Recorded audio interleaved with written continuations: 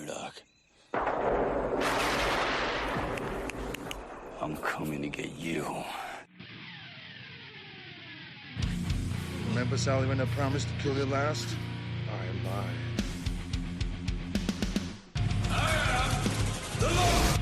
Get off my plane.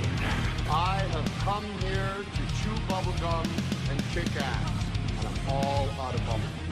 John, I'm not gonna shoot you between the eyes. Shoot you between the balls. The disease. And I'm the cure. I'm gonna take you to the bank, Senator Trent. There can be only one. Dead or alive, you are coming with me. Yippee-ki-yay. I'm going to kill them all, sir. What's going on, everybody? Welcome to another episode of Gimme Back My Action Movies, the podcast. I am one of your hosts, Charlie. With me, as always, is Nate. Say hello to the people, Nate. It is not Nate, but it is Bill Nighy. Oh, it's Bill Nighy. You are a master. Have Bill Nighy with you tonight. You are a master of character acting. I thought it was Nate, and it was Bill Nighy this entire time. Ah, yes, I understand how that could happen, young Charles, but as Bill Nighy, I love Just Davy Jones. I don't remember any quotes from my famous movie, Davy Jones and the Pirates of the Caribbean. Jack Sparrow. That's all you have to say. That's right. I definitely know that movie. I definitely did not, get annoyed and turn it off. No, never. Well, here, I'll do one better. It's like, did you pop over and see your mom? Did you see your mom, Sean? Pop over and see your mom. Make sure you get her flowers, Sean. There it That's is. definitely probably that's the most spot on Bill Nighy you'll ever heard in your life. It was actually me, everyone. Nate, not Bill Nighy the whole time. Totally Man, fooled me. you got bamboozled. You should have seen the look on your face. Totally fooled me. I had no idea. I was like, I didn't know I was scheduled to do an interview, Mr. Bill Nighy. That's totally fine. Oh, so yeah, we are doing Underworld, man, for our continuation of October and spooky kind of movies, even on the action side. So it was like, what's a spooky action movie? There's like 3. There's more than 3, but it's this. There's Blade, The Crow. That's it. There's one more we're doing this month. There's one more that people weren't expecting because they forgot about it. But other than that, yeah, next year you'll probably get The Crow and Blade. The Crow and Blade. Mark your calendars. But yeah, it was like vampires, werewolves, machine guns. You know how I love my werewolves and machine guns, Nate. Oh, look here. We did another damn werewolf movie with automatic weapons. One day, I swear to God, we're going to do a werewolf movie where automatic weapons are not a part of it. I've never seen one, so I don't believe they exist. Starting to wonder if they do exist because I don't remember so many werewolf movies having automatic weapons. If I'm not mistaken, they're even an American Werewolf in yes, London. That's what I was trying to remember. The Nazi werewolves are carrying he's got the machine guns. I have the figure. I have it over here. Jackie got it for me. It's fantastic. And it has a machine gun with it. So it's like werewolves and machine guns. I am in. With this movie, because of so much leather, I got to keep my hands where you can see them because there was a lot of... we got to get this just out of the way right now. Nate was extra thirsty. Oh. God, Kate Beckinsale in this movie. 2003 Kate Beckinsale, man. That 2022 Kate Beckinsale, but good Lord, this 2003, 2006. I don't know when the other movies came out, but yeah, this unlocked a crush I forgot about existing. Let's see. So I am trying to stay calm. 2023 is what? 15-year-old Nate? See, 2003, I believe so. Yeah, so that is your like awakening character. You know, like they make the memes of like the girl from Wonder Years, Winnie, and Kelly Kapowski from Saved by the Bell for like my generation. You know, it's like that awakening every adolescent boy had. Nate has Kate Beckinsale. Yeah, little 15-year-old edgelord Nate. Edgelord. Who's like, oh, I too am dark and mysterious, Miss Beckinsale. I too know about the metal. Oh, I think I want to visit golf clubs now. Nate's booking a flight to Bulgaria. He's like, this is my identity now. This is how the rest of my You life don't shall be understand me, Mom shaped. and Dad. I am leather. Dad would understand after he watched the movie. I can guarantee you that. He'd be like, That's fine, son. Pursue your dream. It would be Do what you gotta totally do, fine." boy. Oh boy, It I is, am yeah. not gonna thirst over Kate Beckinsale the whole episode. But what a beauty. Dude, it's funny because I was reading up on it and I knew she had married The director, Lynn the Wiseman, because of this Lynn movie. Lynn Which Wiseman. also, I should have made Underworld. That's what I should have done with Mm. my life. But do you I was know also there's 15, so it was not yeah. possible. Do you know there's someone else in this movie that is attached to her? You mean like Scott Stapp being in this movie? Man, early 2000s. Holy crap. What a No, time. no, she was married to Lucian, the guy that plays Lucian in Oh, this Michael movie. Sheen? Michael Sheen. They have a kid all before this Awkward. movie. Yeah. Yeah. I guess they're all just real cool with each other and stuff. Like they even had like I'm gonna call him Scott Stapp the entire time, but Scott Speedman, Oh, like no, it's Scott Stapp. it's Uh, Scott. it's Scott Stapp. You don't I even know was if that was the clip or if that was Nate. I was ready. Then like he goes over for cookouts at Kate Beckinsale's and Lynn's house. I don't think they're married anymore, but they were married for a while. But like Scott Speedman would be over there all the time. So I was just like, man, these are just like, oh, it's cool. Yeah, just work with my ex-wife, and you can kiss her. That's cool. And the director's like, okay, you're gonna kiss her, and it's just so weird that dynamic. Like even the um Kate Beckinsale and Lucian, I can't remember his name. Michael Sheen. Michael Sheen's daughter is in this movie. Oh, really? She was in one of the flashbacks as the young Kate Beckinsale, Celine. So it's like everybody in the family's in this for some reason or another. And then I'm like, okay, Lucian's a badass and I love him I'm going to say it now. Like we're doing the first Underworld, but I love the prequel movie of the So Underworlds. that's the funny thing when watching this. The only reason I remember the prequel movie is because of it being a prequel, and they got lucky by hiring that one actress that happens to look so much like Kate Beckinsale. She was in the running for Celine before Underworld. They both auditioned for the role. So they still like knew of her. What version of Underworld did you watch? Did you own it and watch it? Yeah, like I own the digital copy from like years ago, and like Yeah. it's the only version I've ever known is just the standard R-rated one. Well, Unless there's there's like this.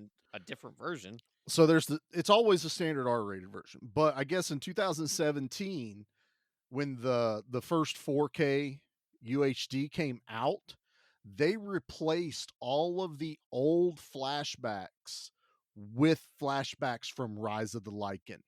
Oh, really? So they put so that it all stays continuity wise. So all of Lucian's like flashbacks, the ones that Where he's getting like whipped and stuff, and they're yeah, killing his like the one his Scott wife. Stapp is experiencing, Yeah. it's all clips from Rise of the Lycans. And honestly, I'm watching it last night going, I love this. Like this works so much better if you like watch them in succession. That but Well, I love that. Yeah. I don't remember anything about Evolution. I remember watching a pirated Really? copy of that from Cody, I think. And I think there might have been a helicopter and a shotgun in it. Dude, there's werewolf bodyguards. There's a dude living in a mansion I that don't remember. And then like I know I've seen the 4 and 5, but I don't remember them either. Awakening. One of them's like in the is snow or something like that, right? that's Blood War. So Awakening is number 4, Blood War's number 5. Yeah, like I don't recall. They had I know the guy when I see his face, but he's a redheaded dude. He's always like a ginger guy that plays a bad guy. I want to say in Awakening. So essentially, it's like her and Scott Stapp have a daughter, and Nice. they capture her and Celine, and the daughter gets away, and Celine's still like That's the connected thing. I was to like, her. is Scott Stapp in the other ones? And it's like I just couldn't remember. Yeah, So, I mean they keep that same character all the way through, other than the prequel one, which even Ray's from this movie is in the prequel with Lucian, he which wrote Ray's this, didn't he? is. Yes, he did. That is uh, Grievous. I want to say is how you say his last name, Grievous. Yeah, I'm not Uh, sure. that dude's voice It's his real is voice. it's his real freaking. just talk like this. It's not that pales in comparison. Like your No, that was a really bad deep voice. your I should have tried that one. eardrums reverberate when this man talks, and they thought it was like done for the movie because he's a werewolf, and no, that's how this dude talks. I'm there for it, and I love the fact that he's in the third one too. So, all right, let's knock the trailer out. What do you think? Yeah, let's do Let's it. get this trailer. Let's get everybody in the mood. The war itself had become more perilous. The weapons had evolved. But our orders remained the same. Hunt them down and kill them off, one by one. They are the immortal damned. One family lusting for power and wealth. The chain has never been broken, not in 14 centuries. Another driven by revenge. Soon we'll defeat the vampires on their own ground.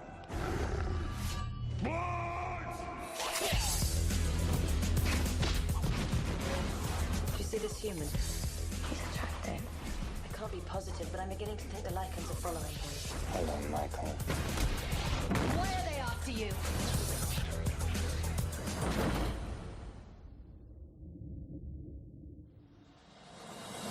Who are you people? You're in the middle of a war that's been raging for the better part of 1,000 years. A blood feud between vampires and lichens. Werewolves. Now, a decision must be made. Why did you bring him here? He saved my life. Between an oath sworn centuries ago A human. He's not a human at all. He's a lichen. and a power There can be no such union. greater than vengeance. You'll be lucky if I can convince the council to spare your life. Absolution will be yours the moment you kill Michael.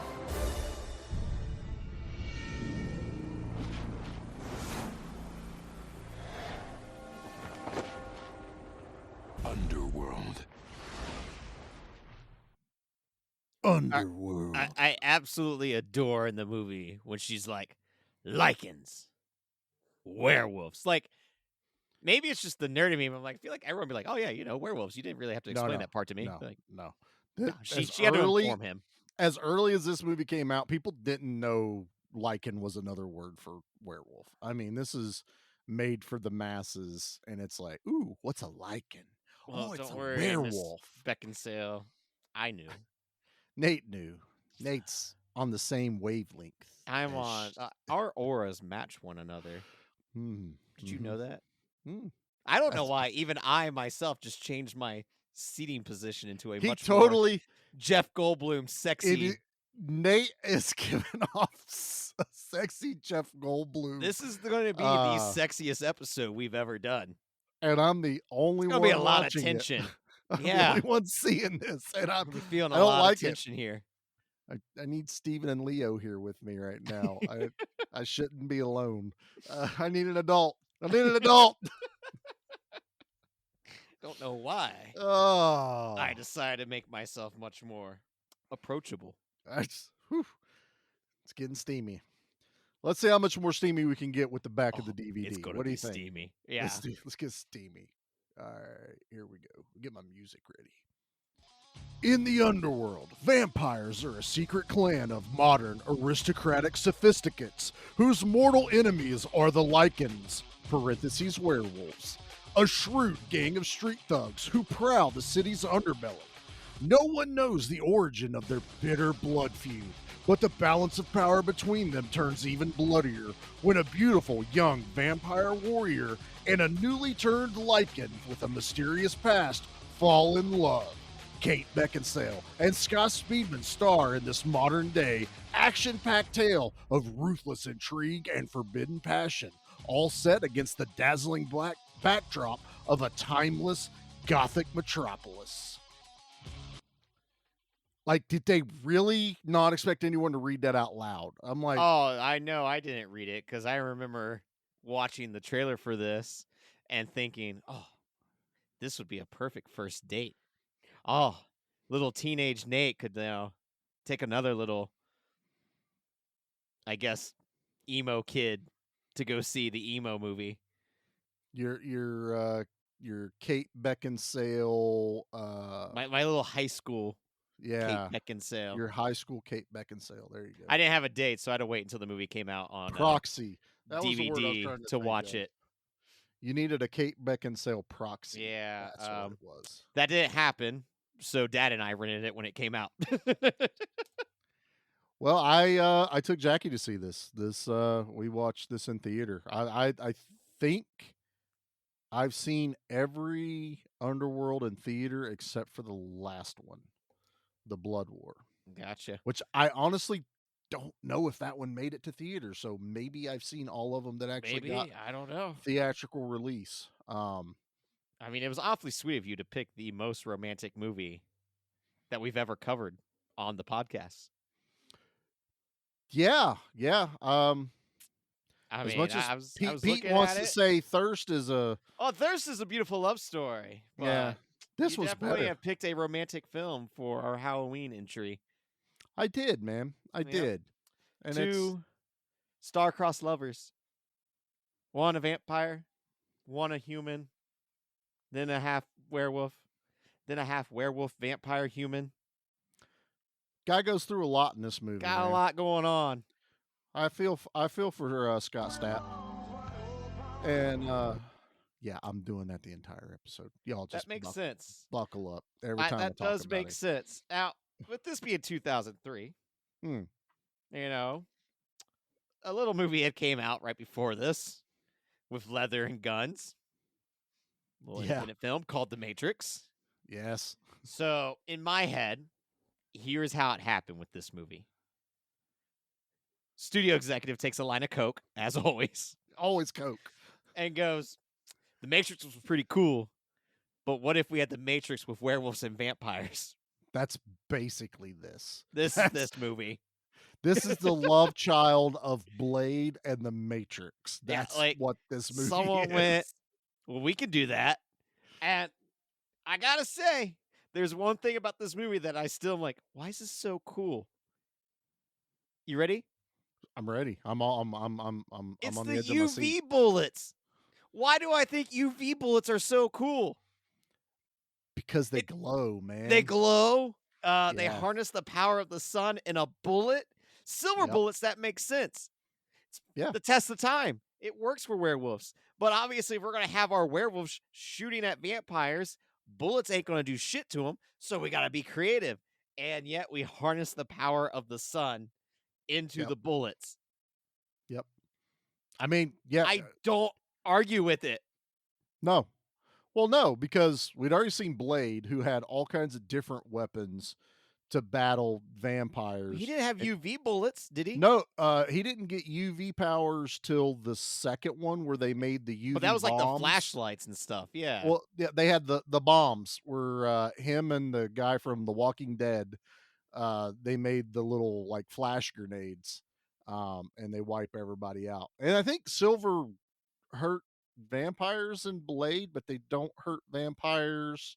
I mean, they barely in- hurt werewolves in this movie. All the vampires' ammo is powerful weak. Yeah, so You had one werewolf literally pull out the silver with his hand and like yeah, toss flick to it the away. Well, side. that's why the vampires upped their game even more and like reverse engineered the UV round to be silver nitrate rounds, which I think is freaking awesome as well, to be Which was honest. cool. It looks like paintballs going off every time someone gets shot. It looks like my Warhammer paints, and I've got one called like Lead Belcher, and that's exactly what that is. It's just bleh.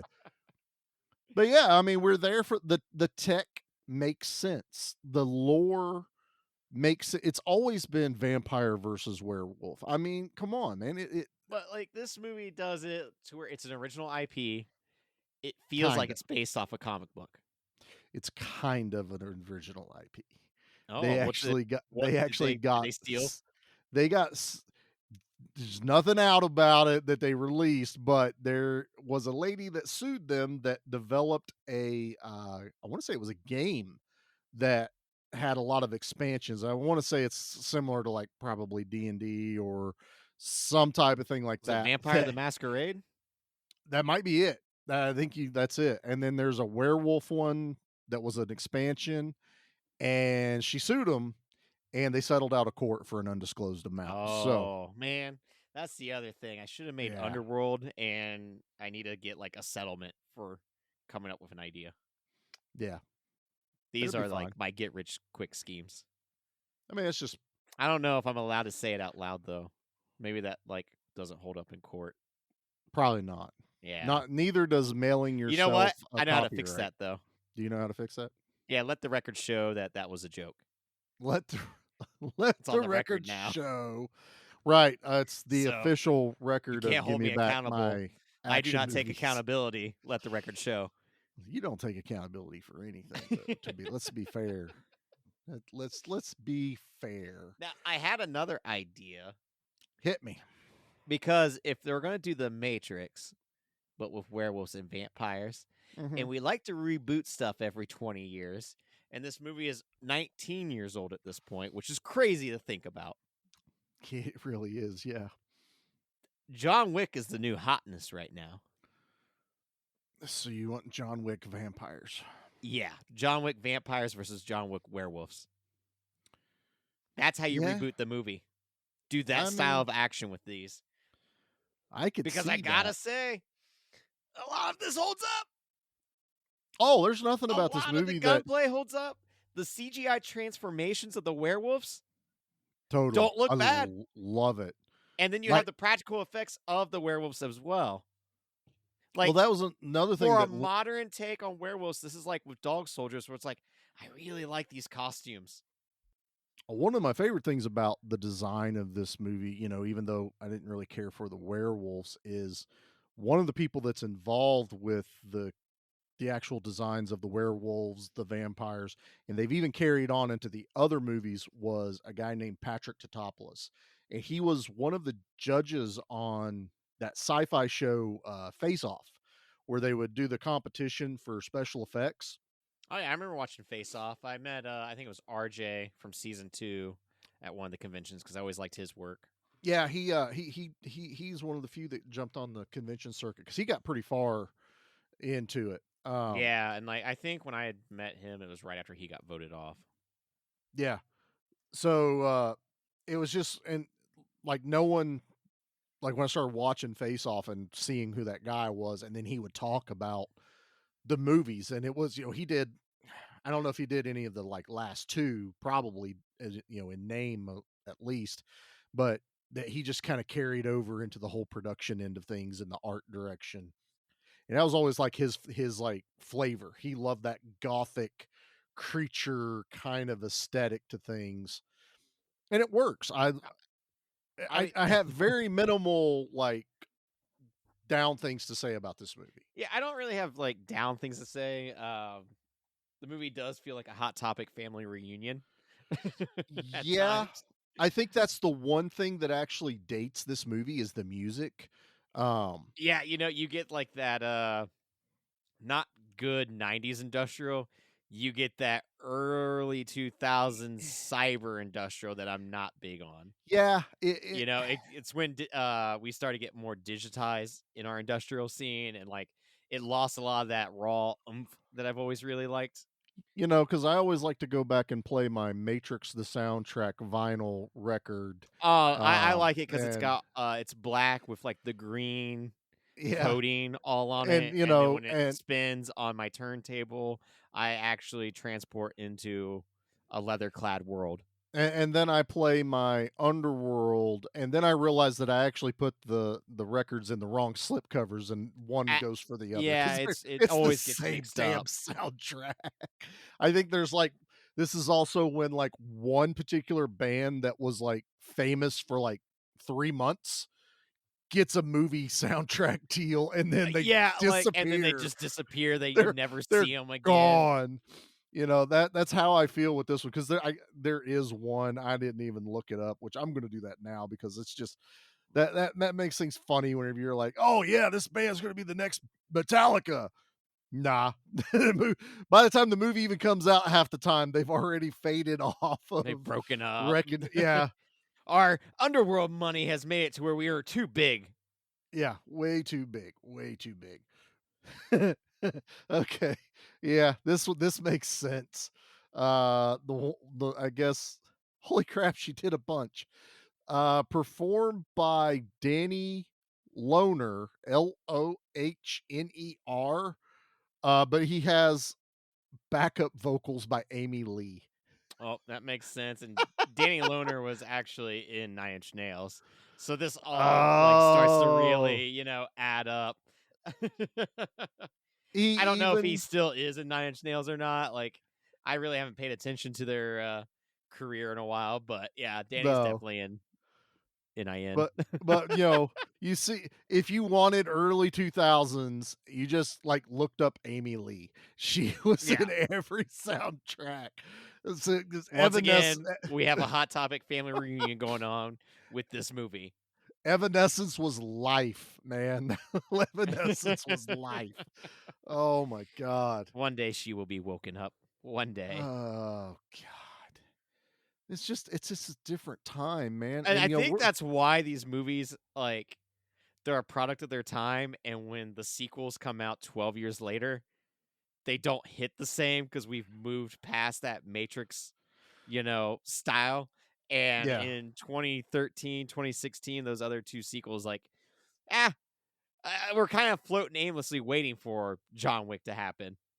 Well, and that was another thing. Like when Underworld came out, based on the Canadian, that's what I'm saying. Based on the Canadian box office, they greenlit the sequel and the prequel Which right as shows, they like, got the opening they weekend had numbers. confidence in this lore that they built and in the Oh yeah. world that they had created with this. And, like, I love that it's just like, well, werewolves and vampires, they just fight each other. Like, one of them Yeah. raided another one's village, and that one made him unhappy, so now it's forever a blood feud. See, you're gonna have to watch the other two because it's a little bit more A little bit more in complicated that. than Well, that. on the surface level of the first one, and that's the only one that we're covering, there's a blood feud. And you know what? Maybe one of the other parties involved doesn't know they're in a blood feud. That happens sometimes. So sometimes that does happen. Blood Sometimes feuds are a you don't thing. know you're in a blood feud until you're in a blood feud. You can be in several and have no idea you're in several blood feuds. And next thing you know, you're just trying to figure out why you got machine guns getting pointed Yeah, at you. You're standing there like John Travolta in the middle of the living room going, I don't know which way to go. You're just looking to figure out where to put your jacket I have in the middle of somewhere a blood feud. there's a drink that I can get mixed. A Now, Bloody Mary because feud. the blood feud's been going on for 6,000 years or whatever, 600 years. 600. Yeah, so Jesus, not that mate. long. You just finished the movie like not 30 minutes ago. This is true. And sometimes I add extra zeros after stuff. That means there's a transition period in their lives. That Okay. means there is a part where they go from using swords to muskets to machine guns. So now I have to wonder which clan got access to the machine guns first. Vampires. Okay. So I feel like the vampires should have won instantly then. I feel like they were holding back. They didn't want to end the war. They wanted to keep the war going on for a la profits. Well, again, you watched the movie, right? I mean, that's kind of the entire underlying theme to the movie, that there were deals I just feel happening. like one of them would have gotten shot by. They would have had like, we've always had these bullets, and then like 7 bullets hit one of them really Okay, quick, and then his friend went, "Holy shit, bullets go that fast these days? Why don't we have those kind of technology?" but remember, maybe they didn't have as much access to silver bullets, so they were just getting Oh, a this is lot true. of We do have owies. to wait for the science to catch up in this war. Yeah, So that's I that's mean, why you have silver whips, which you never bring a silver whip to a werewolf fight. why would you carry those on your Why would you shoulders? carry 2 whips? That looked A, way uncomfortable, and B, like he didn't look like a football player before he took his trench coat off. I'm not here to kink shame or anything like that, but you just don't carry your whips around with you. Not like that. And I mean to They were have wrapped 2, around him. Like, what if that he was were to his thing. fall? Right, right? This is that whole thing where apparently silver has no bearing on vampires, because that was, and I don't know if, like, if that's your thing, maybe you should have some spatial awareness of when you pull them Right? out. That's the other thing. If you're going to pull out your whips, you should really make sure you know what's behind you and what's to the left of you and to the right, you know. Yeah. Do you have clearance to use those whips? Yeah, it's not a close quarter weapon. No. And when You you're got in a to have some sewer, distance. And also, you got to realize if you're going to whip something that is attacking you, you're just making it angry. which is what he did, like the werewolf just was like, "Yeah, okay, you have some fancy whips, but that silver ain't gonna stick in me. Yeah, All you're it's gonna do not is like, cut me." yeah, like he could deal with some paper cuts. Oh, that's all it was. Just like a lot of paper cuts. I don't know. It's got cool aesthetics. I love all the weapons. I do have a hard time with the armorer dude for the vampires, because he was kind of the not so sharp one from Snatch that ran the pawn shop, and he got the replica guns. I was like, is he making a bunch of replicas in the armory? Oh, I'm getting those ones mixed up with my real guns. That's right, man. You got to test The fire. movie, if my like, I guess my biggest complaint is the movie has a lot of great action scenes. That's a And that's complaint. not a complaint. That's The the complaint weirdest is the movie segue. has a lot of unnecessary storyline with it that I don't care to have in my action movie of this caliber. With all of its lore building and stuff, there are moments where there's so much exposition happening where I'm just like, get back to just shooting each other. This is where Because there are 3 bad guys in this movie yeah, at one point. Like, Yeah. you know, like it's just like, oh, Victor's the bad guy. No, Lucian's the bad guy. Actually, it's this guy. Sideburns Craven. is. Craven. Craven. Yeah, Cravensworth. Wait, no. Just Craven's Craven. word. It's just Craven. You That's what we just do in the shadows. finished the movie. Literally just finished it. But no, yeah, I really believe they fully intended for multiple movies. And they got that wish. They did, By and all honestly, means. that is the best way to watch these, is to 1, 2, 3, 4, or And not 4. 1, 2, 3. With the way this movie ends, where it sets up the last remaining high vampire elder, I was like, okay, obviously part 2, we're dealing with Marcus. I don't remember that, so now I got it does intrigue me to watch the sequel, which is a good thing that a movie should do. Like a movie should end and you go, all right, I do want the next one. That's what this movie does well. The sequel's amazing. I mean, honestly, you feel like it's all one movie. You watch 1 and 2, and it's great. And then, like, when the third one come out, we were like, holy shit, we're gonna get the backstory of what led Lucian into what he wanted to do against the vampires, was phenomenal. And honestly, they could have stopped there. I didn't need, And it could be also why I don't remember 4 and 5 too much. It's because you decided to make the third one the prequel. And prequels are hard to do because usually you lose your sense of suspension or like what's going to happen because you kind of already know the end game.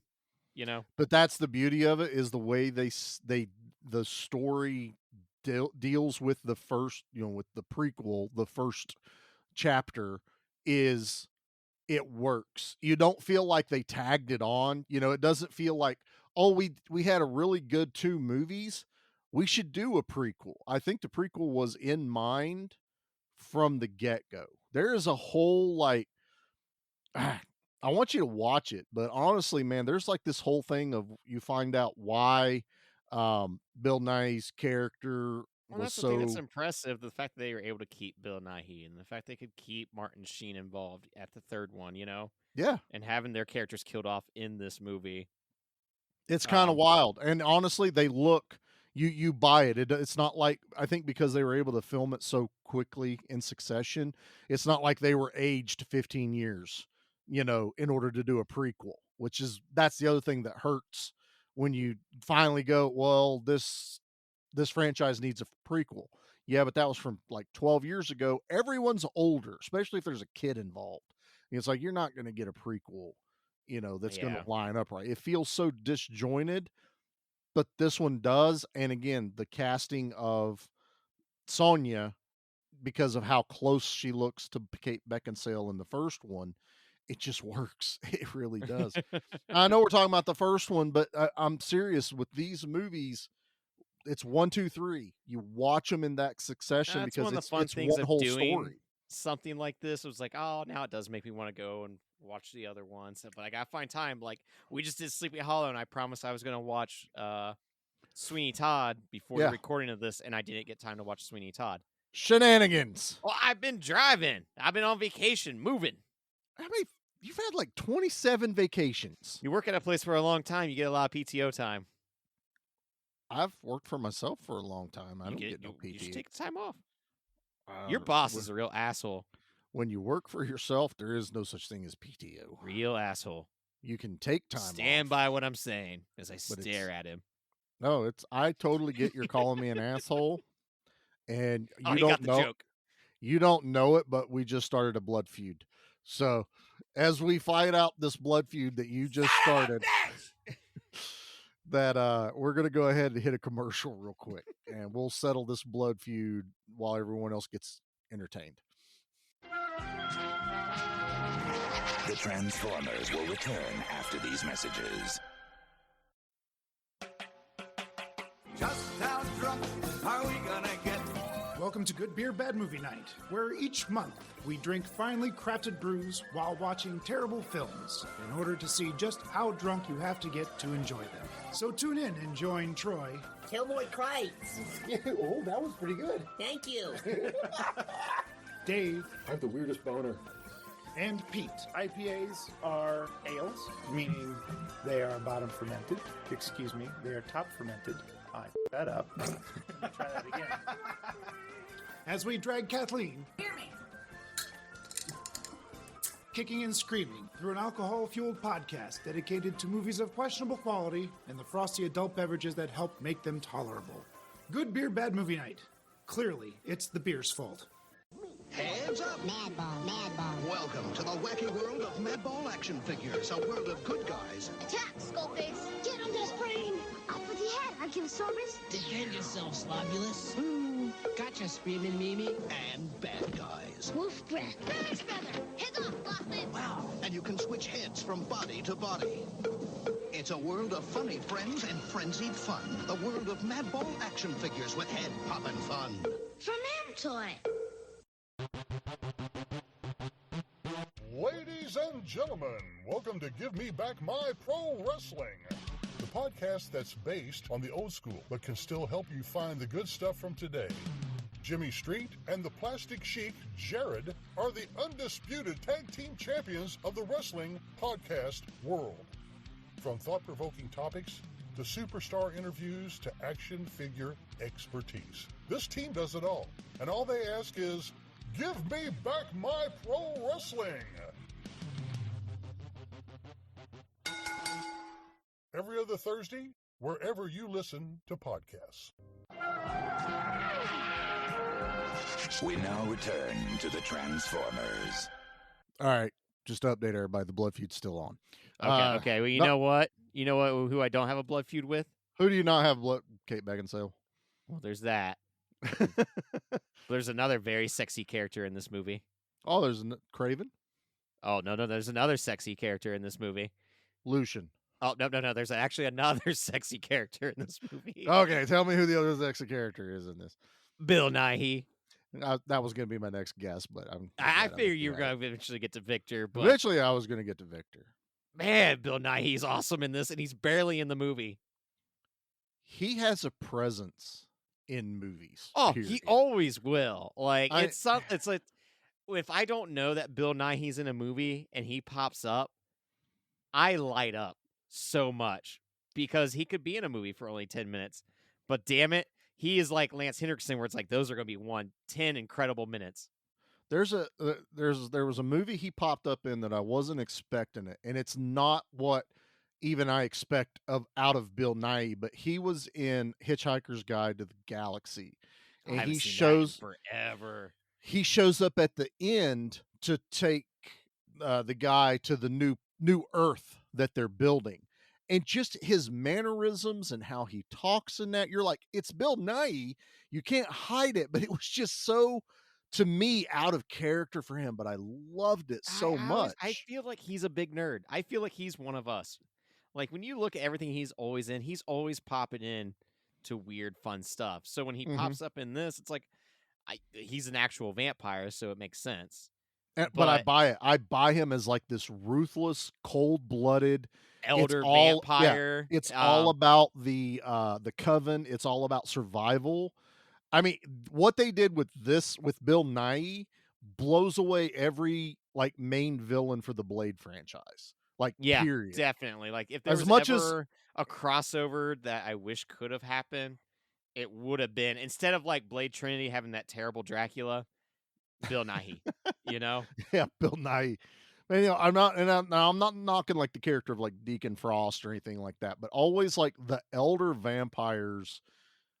Just I didn't feel any impact from him, even in the second one, where he's all like decrepit and shit. What I like most though is they kind of did that with Bill Nighy, and he got stronger. He comes out of hibernation, decrepit, and you're like, oh, okay, so he's just this old vampire, and he's getting like rejuvenated. Yeah, it's like as he gets blood in him, which I think is another cool thing that this movie does, where you have 3 vampire elders, and they rotate their time with one another of who rules. As much as you were talking like it needed, less talk, more action, there's a lot of world building in this movie. There is maybe so much sequel lore. Gives me more of my action that I'm wanting. Honestly, it gives you like the same amount of action, but just as good storytelling.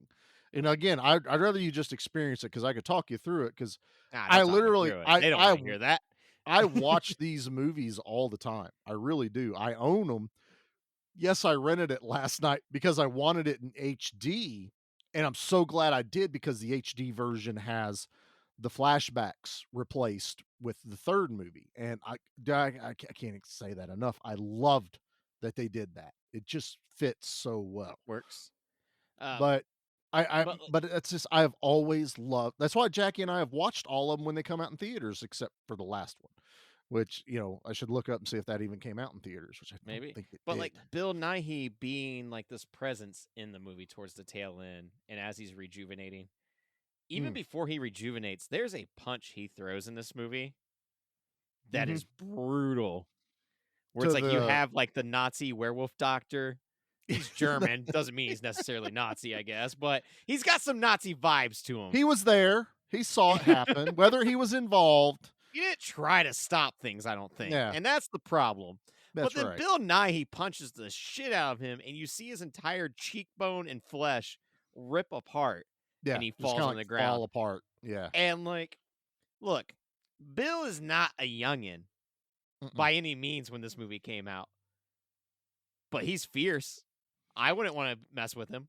He is. Honestly, I think the only part I would have changed is his fist fight with Scott Speedman at the end.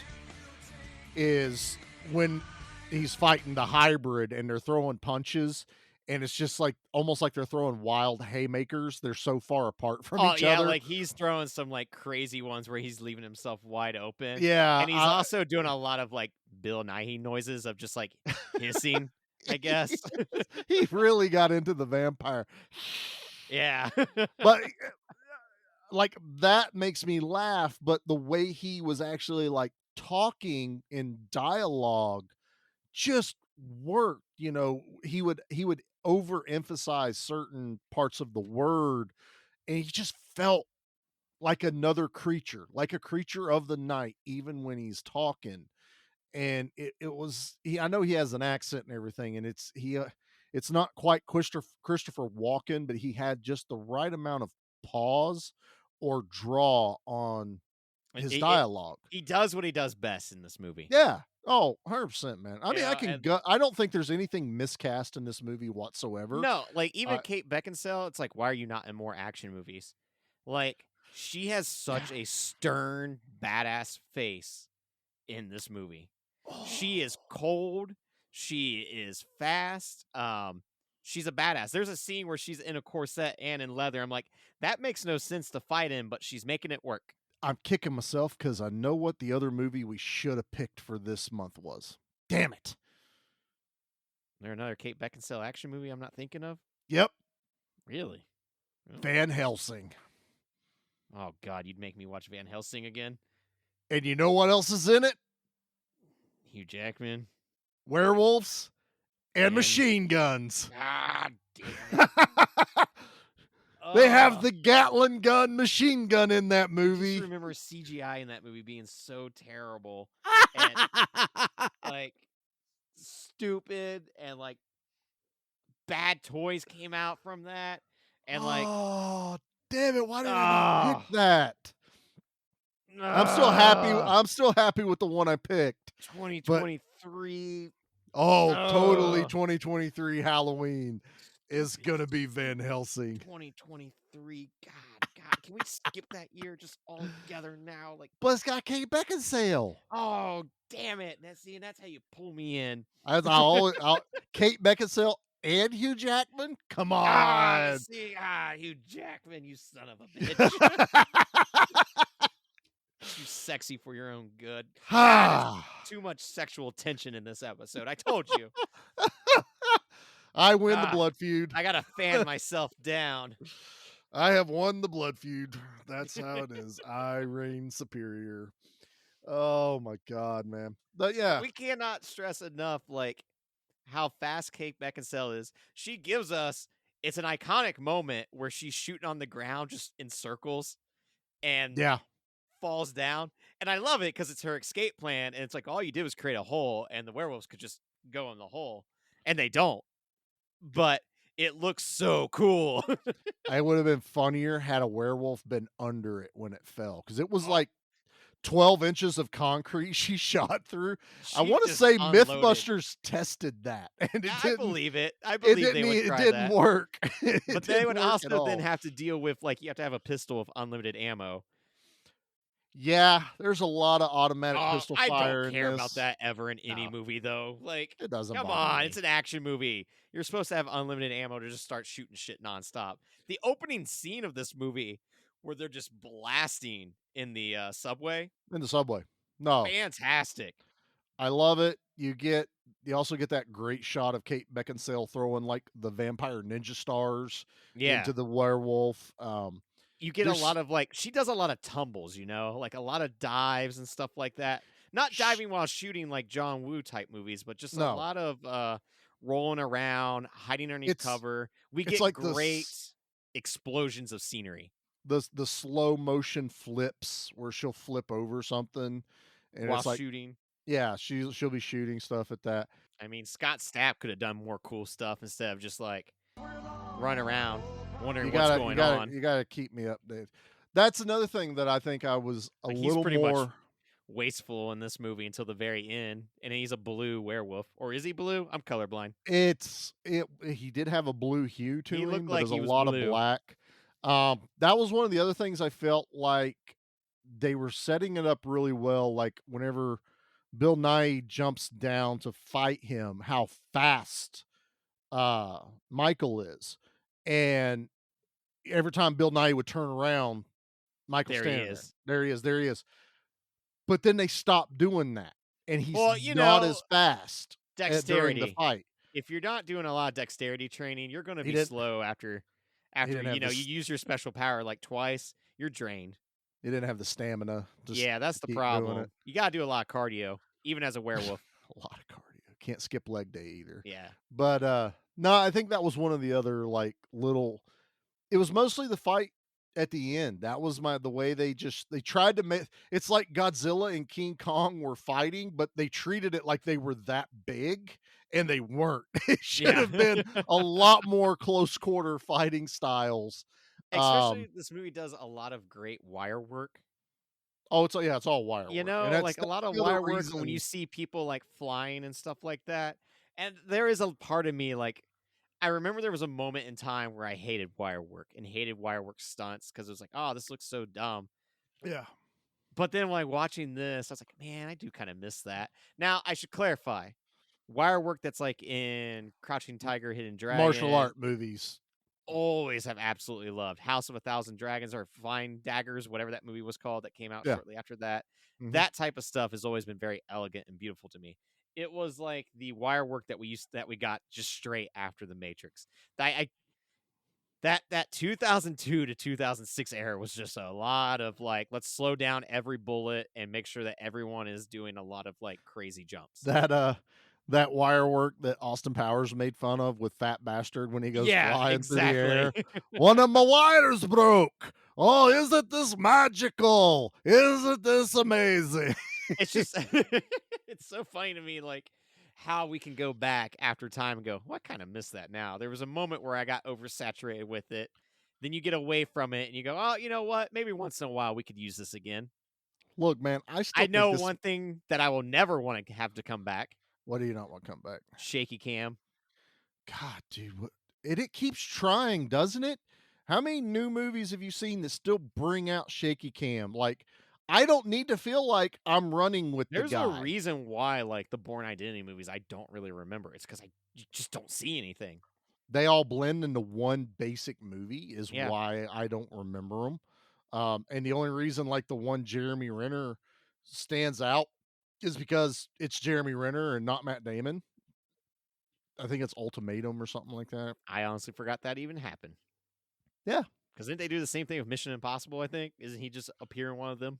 Well, he shows up in two of them. Don't begrudge my Mission Impossible movies. I love Mission Impossible. I like that last one. I like Henry all of them. Cavill. No, I like them. Like I can't say I hate them. It's just they're the same thing. Like they kind of blend into me.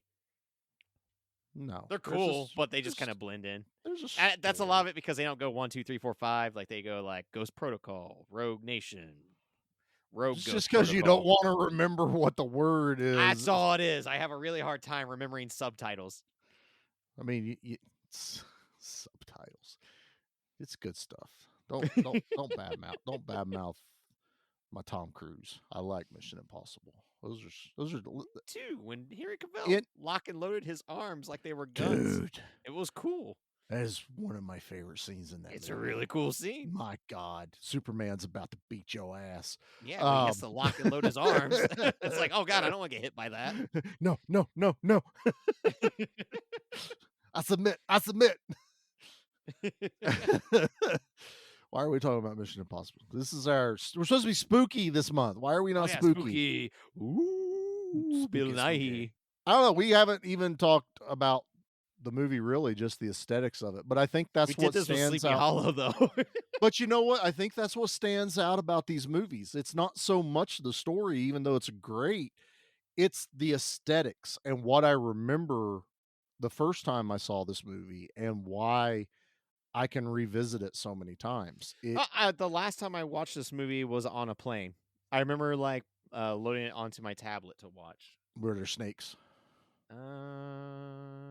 No. No snakes on the plane? Yep, none of that one, actually. Got lucky. Not They that are a one. pandemic. The other one. They We are. don't talk about the other one. I think it's called an epidemic. Oh, not a pandemic. Probably not. don't know. We defeated that already. Yeah, that's gone. Yeah. Okay. I think. I don't know. I don't watch the news. I'll stay tuned. Well, not like this is one of those movies that I have watched quite a bit and that I have revisited. It's been a couple years with this one, but even then, before that, it would have been like a couple years. So maybe once every 3 to 4 years, I watch this. Mine's about once a year. You know, I run through them about once a year. Not the last two. I do 1, 2, 3. And I'll do it in that succession. I won't watch them out of order. I feel it's just weird when I watch them out of order. But it's just a movie that just it's hard to put into words. The 2000s are an era, but to me that was only 5 years ago in my brain. oh, it's strange to think that it's 19 years ago with this movie. Yeah, that It honestly doesn't seem right. it is so odd to look at because to me it was that new when it came out. Like that was the 2000s. That was the future. The 2000s was everything went futuristic. Matrix, Underworld, music Well, got it's that more Y2K, the new millennium. yeah, Like we had to make sure computers. everything be computers, which even in this movie they have computer digital cameras that can enhance on Scott Stapp, and then you could totally tell that's Scott Stapp. I was Thank a little you. slow on the draw. You for were. that. My bad. Oh, you said it twice. There you go. I made these for a reason. You know, it's actually in the trivia on IMDb of how scary close Scott Speedman looks to Scott Stapp. And I was when I was pulling up the video, I pulled up the videos for Creed, and I was like, they could be brothers. I Like just figured they I'm did not on purpose. joking. It was just like, holy crap! You could like switch one of them in the other's role. No one would know at all. At least in 2003. I don't know what either one of them look like now. I didn't bother to look up. Only thing I remember the most about Scott Stapp, and it's probably one of the greatest things to ever happen, and it's actually made Columbus somewhat famous when I lived in Columbus, was when Scott Stapp got mad and stormed out of the radio booth on That the happened in Blitz. Columbus? I was at the Blitz. Oh my god, I don't remember that happening. That was That was they asked him about one of the hosts had met him and like he was an ass, like Scott Stapp was an asshole to him. Well, he got to come into the studio and he asked Scott Stapp about that. He's like, "You were an asshole to me." And Scott Stapp ripped the mic and everything off of him and stormed out of the interview. Oh, that's fantastic. That was the Blitz in Columbus, dude. I will never forget that. I was like, holy. My buddy Rob was just huge into Creed, man. I had to listen to that stupid band at work poor all the time. And I'm like, dude, we gotta stop it with this. No one listens to Creed this much. Not even Creed. Not even Creed listens to Creed this much. Oh my god, yeah, that was nightmare. That triggered me. I knew I had to pull the sound bites, but I did not like the what I had to do to get them. You had to listen to Creed. That was what you had to do. Do not recommend. 1 out of 10. Do not recommend. All right, man. Anything else we want to talk about the movie before we get into all the other fun stuff we do? Well, Charlie, usually I have werewolf occupationals to cover. Yeah, there's werewolves in this movie. I didn't do that this time. Aw. I know. Because this was a very sexy and very tension-filled movie. Yeah. I decided to do romantic werewolf movies. Done. I don't have a drop for you though. I don't. Werewolves are allowed to fall in love too. Here. That's the best I got for you. Did Creed ever write a love song? Maybe we'll that's in post. I'm not searching for that. Okay. Well, you know what? Are you ready for these? Sure, hit me. First up, we have When Harry Met Harry. Oh my god. It's about two werewolves who sniff each other's butts and fall in love. I created this entire segment so I could write the sentence, who sniff each other's butts. I fully believe that. Wow. And because they're dogs and they're werewolves and they're hairy. Get it? They're lichens. I was pretty. That's a werewolf. So, next up, Oh yeah, they're we have werewolf romantic movies. Yeah. They're lichens. 10 Full Moons I Hate About You. Jesus Christ. This is about a werewolf that can't go on a date unless their sister goes on a date with the local teen wolf. I found a way to combine the two. My God. He's a basketball player. Oh my! Oh, yeah. He was. Oh my God. Ready for this one? The 40-year-old werewolf virgin. It's about a werewolf pack trying to help their friend get laid, and he finds love along the way. A lot of leg humping in that movie, huh? There is, and the waxing scene is still intact. Wow. Oh wow. Yeah. Holy shit. The waxing scene on a werewolf. It's there. Yep. That was not a picture I needed painted in my brain today. Well, everyone needed to picture a werewolf getting waxed. When they do it, though, it looks like a man in the moon instead of a smiley face. Yep. Oh, God. Next up. Don't worry, I got two more. Oh, good. I got The Werewolf Singer. This is about a werewolf that has a wedding singer looking for love. Oh, The Wedding Singer. Okay. Yep. The Werewolf Singer. I never really cared for that Adam Sandler movie. Oh, I really like that one. I just revisited it not too long ago. Just something about that one. I'm a Billy Madison guy. This one's a little bit more of a deeper cut, only because I had just watched the movie to, help me with my depression. And it is Eternal Sunshine of the Werewolf Mind. This one's about it's going to break you. It's about a werewolf trying to forget about its past lover. It's not a happy movie. I would have possibly done it the eternal moonlight of the werewolf lover. Damn it! Why didn't I think of that? It's okay, was right man. there. It was right there in front of you the whole time. I am so upset with myself. It's okay, man. Eternal full moon. Eternal moon. The eternal moonlight. Because, they wouldn't be werewolves in sunshine. They would not. And wow. The sunshine would protect them from the vampires, though, in the great vampire versus werewolf war. Yeah, see, people forget that werewolves can go out during the day still, too. But they don't in this movie. No, it's always... Everyone just hangs out at night. It's always night. Like, I don't remember any daylight scenes in this movie, except for, it's getting ready to be daylight. Honestly, all the werewolves have to do is wait till daytime, drag the coffins that they sleep in into the daylight, and then knock over the coffins, and then the sun is out, and now the vampires are tumbling into the sun. What they do, the blood feud's over.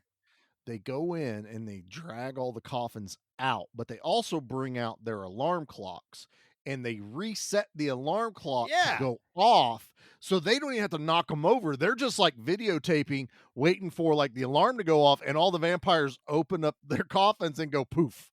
Now you may also have the issue if you go to move a coffin, you could have a coffin flopper happen, and one of the bodies flops out of the coffin. That happens, but the good thing is it'll be daylight. There's no problem. It's gonna just turn into dust. Yeah, it's just this is honestly the easiest war ever. You just gotta stay awake. I would have thought Lucian would have thought this through. No, instead he waited 300 years underground to come up with his great revenge plan. I know. It seems like a lot. That was a lot of time for not a great plan. No. Not a great plan. Anyway. Well, that's Underworld. That's Underworld. And werewolf romance movies. Wasn't prepared for that. I was trying to come up with the 10 werewolf things to do, and it was Leash, Ledger, or Heath. Oh, werewolf names. Let's see. Joseph Gordon-Lucian. Joseph Gordon-Lucian. That's a good one. Yep. I like that. That's yeah. There's all kinds, all kinds. Next time, Nate. Next time. Next time, All right, I buddy. have more time to prep up. That's right. You've So upset. It's only like you known about this for like 2 weeks. Yeah. Leave anything for us? Just bodies. Body count. Body count. Body count. Body count. Now, this one I'm curious about because there's a lot of action in this, but I don't feel like there's a lot of dead bodies. Really? Yeah, like for some reason in my head, we see a lot of gunplay happen. We see a lot of people survive bullets. We see a lot of people not. Also, we have a lot of like your classic henchmen and just the all black and cargo pants and cargo vests. Mm. I'm gonna guess like maybe like I don't know 30 some. Ooh, I like this. We should guess what Start the guessing. You should start guessing what the body count is. 67. Damn, nice. This is a sizable body count. Sweet. But I mean, there's a lot of people on Amelia's train. There are a lot of like werewolves that get took out, and almost an entire team of vampires. There's humans that get took out. That's one thing about this movie. It doesn't really acknowledge humans existing. No, but I'm kind of cool with that. I mean, well, I just at least give me like one TV in the background going like, yo, there's a lot of people in like leather shooting each other up in London. What's up with that? Tune in at 10. Well, it was kind of weird because they kind of make reference to the fact that the werewolves open fire on them in front of everyone, like when she's talking to Craven. Yeah, like you have now blown our cover. Yeah, like we've always kind of kept it low key, although I didn't see a silencer one on any of those like weapons. if this just felt like their normal war and they're never keeping it silent. Yeah, but they were in like Bulgaria or Hungary or something like that. Imagine if you were like a human that got shot by a UV bullet and you live and you got to go to the hospital and then they got pulled the UV bullet out of you. Now that's going to open up a whole worm of questions. Yeah, I mean, so they shot a few vampires with the UV bullet, but they didn't like die like you would expect them to die, did they? Yeah, they don't like explode. There was one that had a really great effect where his face like sunken in. Yeah, I do remember that one, but it was like they went a lot further with the silver nitrate bullets. Like you could see it pumping through their veins. Yeah, and, like really like because that was the whole thing. It would get in their bloodstream. So I don't know. I think that was a lot more painful, a lot more brutal, which was kind of cool. I liked it. All right, so that out of 67, that makes this next bit really hard. Have you ever killed anyone? Yeah, but they were all bad. So our kill of the week, man. You go first. What's your kill of the week? It's that Bill Nighy punching that dude's cheek off. It is so brutal and like it's not too bloody, but it leaves just enough to imagination. And then when you get to see the aftermath of it and like how quickly it all happens, it's a damn good kill. Yeah, it shows you how much of a force he is to reckon with. I agree. No, it's got power. You know, you see skinny, lanky vampires, which is always kind of the aesthetic you're used to till we saw Triple H and Blade Trinity. But to realize they were still like superhuman strength, and they played it good with Bill Nighy. I did like that. I was thinking about this, and there are a lot of kills, and it's a lot of like gunfire, like deaths. You know, people getting riddled with bullets. I did like the first time they shoot one of the werewolves with the silver nitrate, and you kind of see it coming out of their body, and it's just burning and all that shit. But I think I'm gonna change mine up a little bit. Okay. Because there's a scene in this movie that sticks with me more than an actual kill. And it was basically, I guess we'd call it the lichen fight instead of the dog fight at the beginning of the movie where the two lichens are fighting each other and they are literally slicing themselves open. Like those claw wounds because they did like close ups on it, and like their flesh is opening, and they both were like damaged. That just always stuck with me. Like I know Bill Nye gets his head cut off, and it is kind of cool. He does the turn around, you don't realize his head was cut, and it falls. Yeah, like he's ready to fight more. Yeah, and it's cool looking, but the more brutal was the two werewolves going at it at the beginning in the like the street fight. So yours is more of like the fight of the week. Yeah, I guess that would be more like like what that is, because I mean, if we were doing the second movie, I know what my favorite kill in the second movie is, because I think that's one thing this movie lacks was they were so intent on that final Bill Nye kill to hold us over. Like your guy dying was pretty brutal, but they could have even went further. Like his entire lower part of his jaw disappeared, like lands next to him instead of just hanging. Yeah. And, everything else is gunfights. Like even Amelia, who was an elder, I feel like got the short end of the stick, and then they drain her blood, and we don't even really get to watch that. We get to see a couple of lichens chewing on some people in the train, but we don't see the death end of it. And it's just like nothing jumps out at me more than the damage those two werewolves inflict on each other. Especially because like they're all part of the same pack. Yeah, You know, I mean, it's not they're like doing it this for is a fun. movie where werewolves are pitted against one another, or vampires are really like they're all technically on the same team. Yeah, I think, and they were depicted as being like the dirty under city dwellers, while the vampires were the clean, posh, just like the back of the DVD. They were very aristocratic, socialite kind of beings, and the werewolves were the dogs, the less than. Yeah. But to have fun, they beat the shit out of each other, and it was brutal. I'm sticking with it. All right. There's Interesting switch up there. Yeah, I was really thinking about it watching it last night. When we do number 2, there's 2 kills that would be tied in that one. I'm really looking forward to you watching that. It'll happen. Yeah. All right. Well, I say we rate this bad boy. What do you think? All right, let's do it.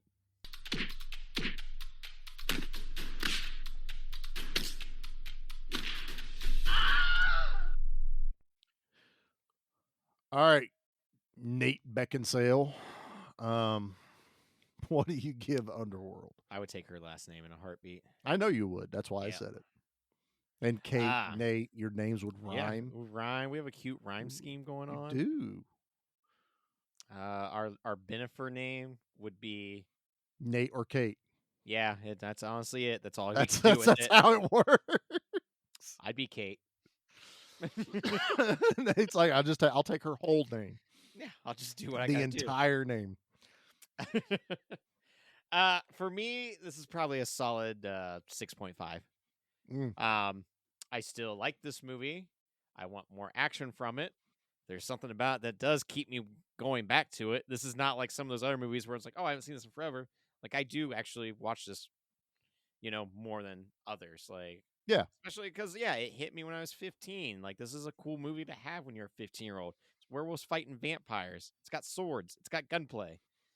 It's got blood. It's got guts. It's got cussing. It's got it is everything an adolescent kid wants to watch. Yeah, exactly. So the only thing, just like watching it now and being ready for the podcast, just seeing like how kind of silly it is with it taking itself so seriously. And I was just like, all right, you could have eliminated some of this for me and just gave me more bullets and swords. You just stand on that hill, Nate. No one's going to judge you for it. No, it's fine.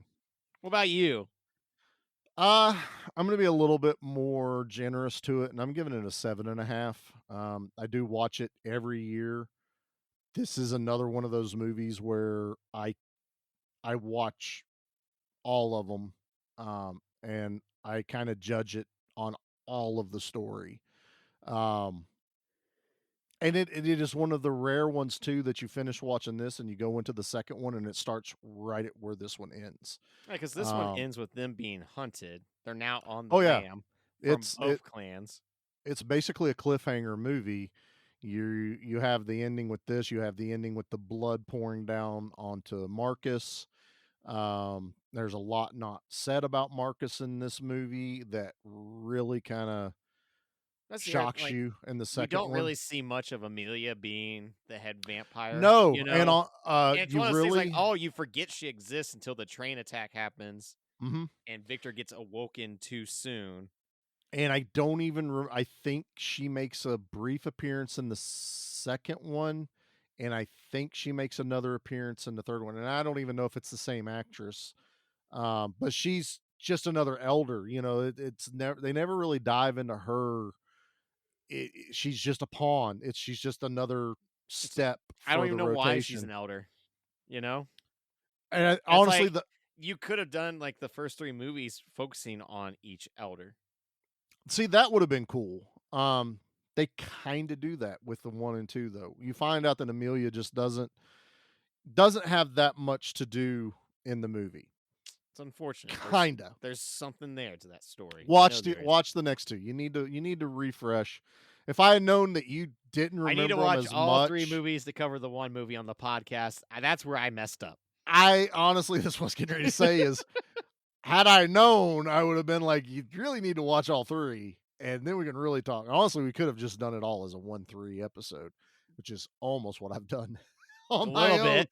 I can't separate them, man. It's so weird, but no, I'm right there to 7.5, man. I enjoy this movie a lot. It's not perfect.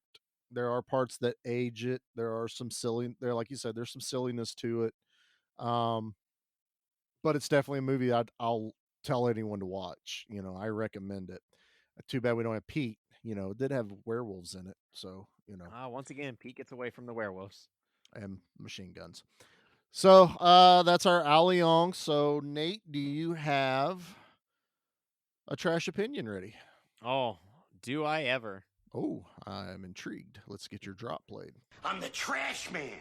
I come out, I throw trash all over the ring, and then I start eating garbage. And then I pick up the trash can and I smash the guy on the head. Oh, that's gonna be a disaster.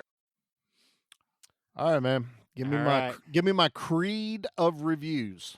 This comes from Ice Gnome back in 2006. I like that name. He called this a real stinker. And the only reason I picked his review is because he used the word stinker, and I forgot that exists. It stinks. There you go. He said, maybe I just was in an extra critical mood when I saw this movie, but I think it's just terrible. Bad acting all around. Almost incomprehensible storyline. This movie is another heavily Matrix-influenced film. Over-the-top shootouts, high-wire karate scenes. The original Matrix was innovative and thought-provoking. This movie is a wannabe. The characters were one-dimensional and unlikable. The development of the characters seems silly and contrived. This is another example of Hollywood abandoning logic, reason, storytelling, plot, and good characters in exchange for big gun explosions, special effects, special effects, special effects. If you're a fan of the Fast and the Furious, the Blade movies, and Tomb Raider, this movie will probably be right up your alley. On the other hand, if you're looking for a film with some intelligence and maybe an interesting story, look elsewhere. Where do I look, Ice Gnome? Tell me, what else should I be watching? Because I'll tell you right now, I'll be watching Fast and the Furious and Blade 1 and 2. I'm not watching Tomb Raider ever again. Yeah, let's go watch those movies that made millions of dollars and had multiple movies off their franchise. But you know, those are shit movies. I'm sitting here going, he made a comment in there and then he used a word where I was like, yep, you just love saying shit, but you have no idea what you're talking about with the genre. He literally uses the word contrived, and bravo. That is a buzzword that critics love. But the one thing that stuck out to me that goes, yeah, you don't know shit about the genre, high wire karate. Karate, that is like the most generic term that someone that has no idea about martial arts That's a very or good point. it's like high wire karate. Shut up. You've already lost all credibility with me. I honestly was checked out at that point when you said that. Then I heard all my lips moving and knew that eventually I would stop talking. I then heard the word contrived come out, and I went, "Oh, I am justified in my hate right now." Like, no. I always love when we read one of these reviews and they just point out all the stuff that we liked.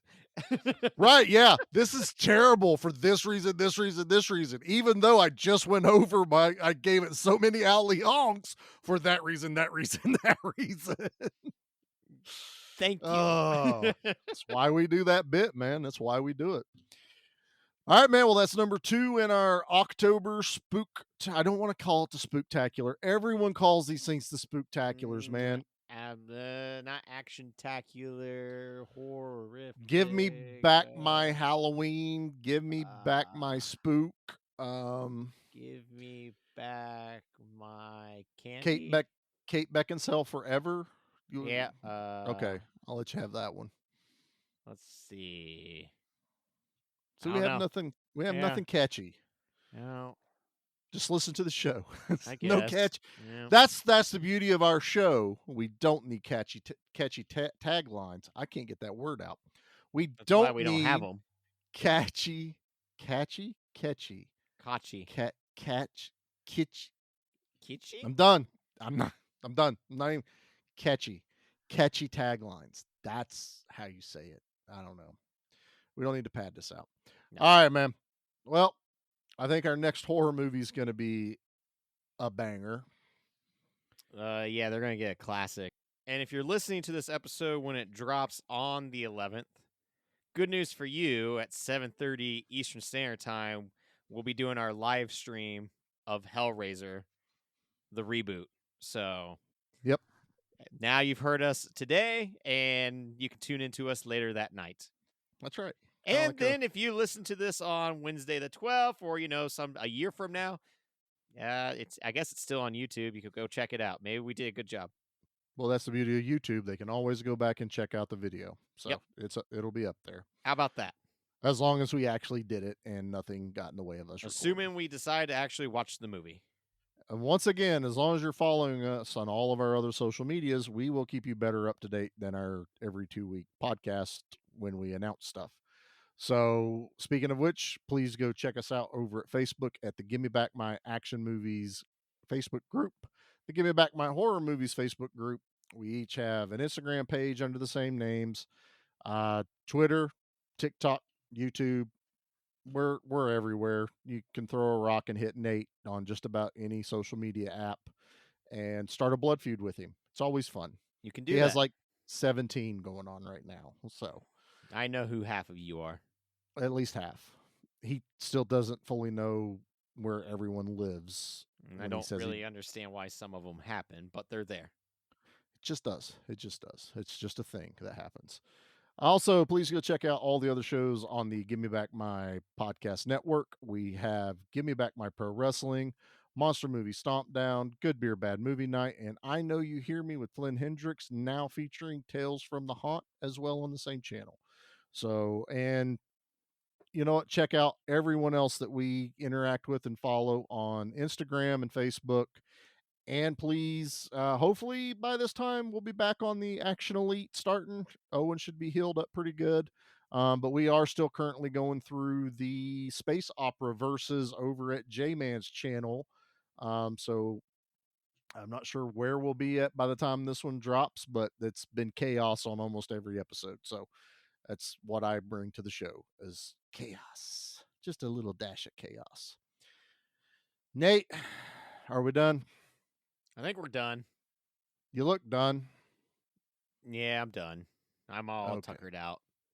All right, Charlie, what's a good word? Scott Stapp forever. Hell yeah!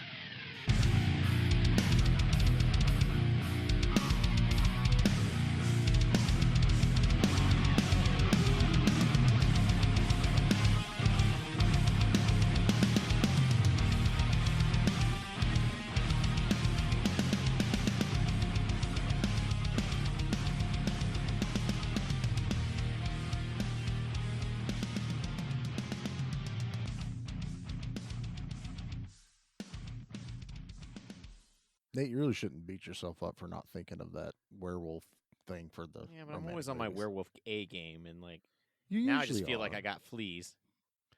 Well, I think it'll be okay. They make a dip for that. Do they make Oh, enough I where I can hate dip you? the touch of that. I don't like the feel of it. You don't like the feel of it? Okay. No, Well, that means you got to wear a collar. I'll wear the collar, but as long as I don't have to wear the cone, because there's certain areas I still like to lick.